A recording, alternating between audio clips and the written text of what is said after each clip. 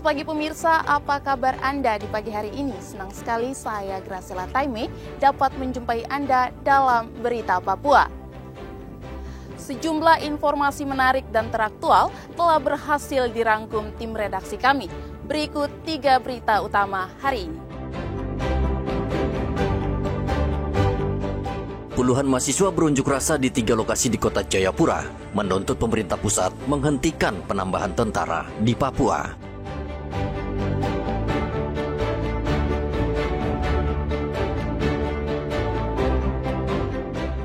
Buron selama 7 tahun, koruptor kasus telekomunikasi Papua diringkus di Bandung, Provinsi Jawa Barat.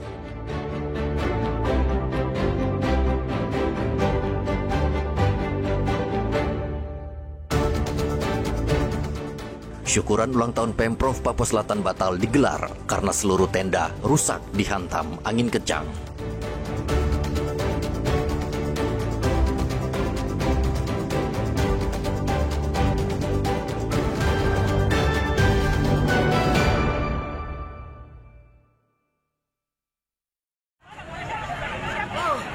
Pemerintah terus memberikan bantuan uang tunai atau bansos bagi keluarga tidak mampu.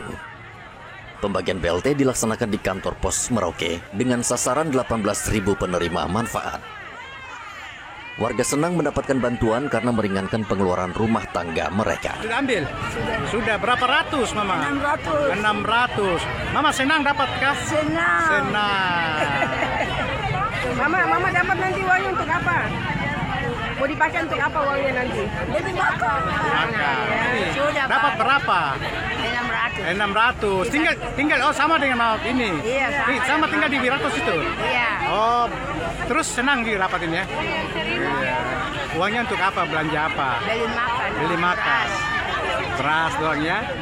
Koordinator pembagian BLT kantor pos Merauke Ismail mengatakan pada hari pertama ada 1.000 orang penerima manfaat yang mendapat bantuan. Mereka berasal dari 18 distrik dan 2 kampung. Yang terdiri dari 16 kelurahan, 16 kelurahan itu kan 14 kelurahan, 2 kampung. Iya. Ya, yaitu total pelayanan hari ini 5.522 KPM. Jadi yang terdiri dari bantuan BLT Kesra dengan nominal 900.000 ini untuk tahap 1. Terus kalau yang sembako PKH ini dia tahap 4, Pak. Kita bayarkan untuk tahap 4-nya.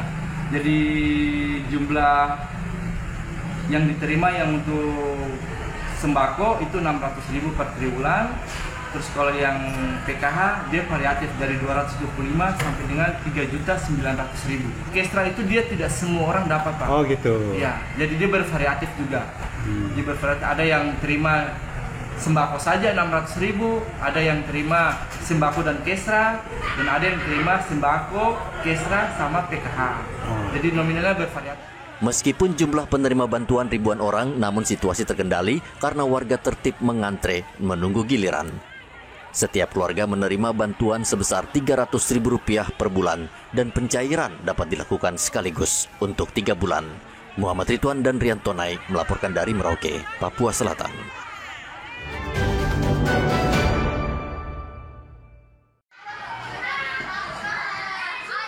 Ratusan siswa sekolah dasar Madrasah Ibtidaiyah Merauke diimunisasi di sekolah. Sejumlah siswa ketakutan saat akan disuntik.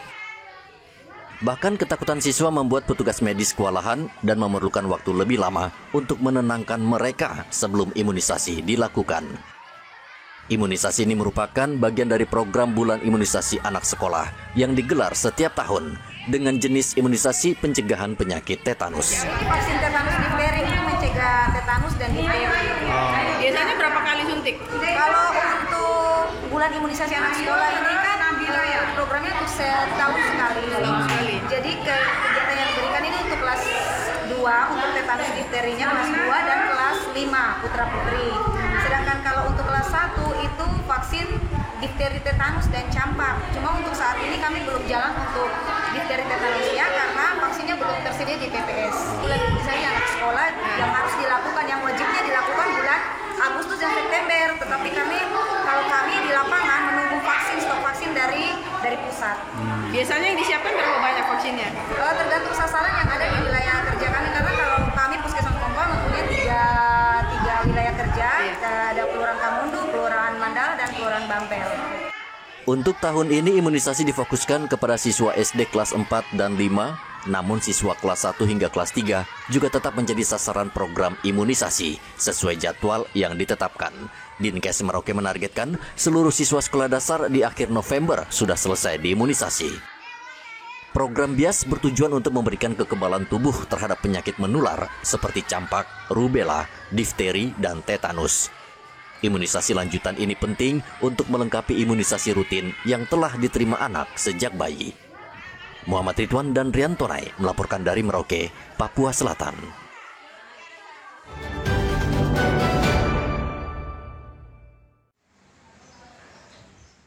Dinas Kesehatan Merauke memberikan perhatian serius terhadap kasus penyakit infeksi menular seksual atau IMS yang belakangan ini marak terjadi. Sejumlah fasilitas kesehatan di Merauke melaporkan kasus penyakit seksual yang menyerang sejumlah warga yang terdiagnosis menderita IMS, termasuk penyakit sipilis. Meski belum ada data resmi dan lengkap, Dinas Kesehatan Merauke khawatir dan prihatin dengan merebaknya kasus ini. Kadinkes Merauke Neville Muskita menyebutkan kasus ini perlu mendapat perhatian serius karena berpotensi meningkat. Di situ kan penyakitnya yang sudah masuk ke golong penyakit infeksi menular seksual. Ya, dia disebabkan oleh kuman. Ya, dari biasanya menyebabkan sedikit luka kecil, tidak nyeri di alat kelamin. Kemudian dia akan berkembang kalau tidak diobatin, dia menyerang sampai ke sisi saraf. Gitu. Itu masuk bagian dari penyakit menular seksual yang cukup parah kah, Dok? Artinya di Kota Merauke?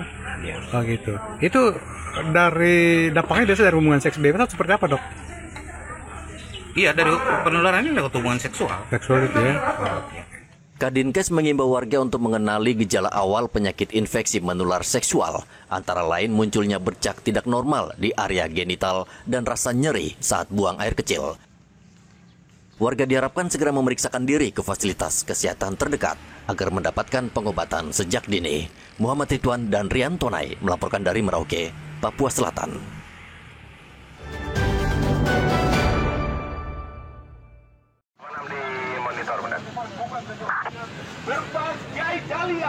Puluhan mahasiswa gabungan universitas di Kota Jayapura pada hari Selasa berunjuk rasa di 3 lokasi di Kota Jayapura, Papua. Pengunjuk rasa berkumpul di depan Gapura Uncen Lama, Expo Waena, serta di perputaran angkot Perumnas 3. Para mahasiswa harusnya berkumpul bersama di satu lokasi, yaitu di lingkaran AB Pura, namun tidak diizinkan oleh polisi karena pendemo tidak memiliki izin keramaian. Mahasiswa terpaksa berorasi di masing-masing lokasi. Dalam orasinya mereka memprotes pemerintah pusat karena banyak mengirim tentara ke Papua. Unjuk rasa ini mendapat pengawalan ketat dari aparat gabungan Polresta Kota Jayapura dan Brimob Polda Papua.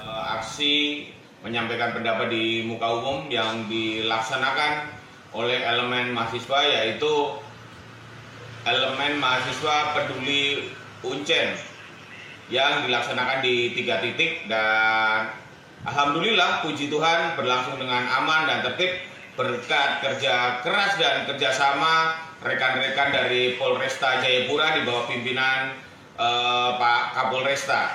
Tentunya kita juga berharap untuk kita selaku anggota masyarakat untuk saling menghargai dan menjaga situasi Kamtibmas khususnya di wilayah hukum Polda Papua, 3 provinsi, Provinsi Papua, Provinsi Papua Pegunungan, dan Provinsi Papua Selatan, dengan mengedepankan komunikasi, koordinasi, dan saling toleransi dan saling menjaga. Meskipun aksi unjuk rasa tidak mendapatkan izin, namun aksi berjalan aman. Usai berorasi, puluhan mahasiswa membubarkan diri dengan tertib. Mahasiswa berjanji akan kembali berunjuk rasa jika tuntutan mereka tidak ditanggapi pemerintah pusat. Arthur dan Rian Tonai melaporkan dari Kota Jayapura, Papua.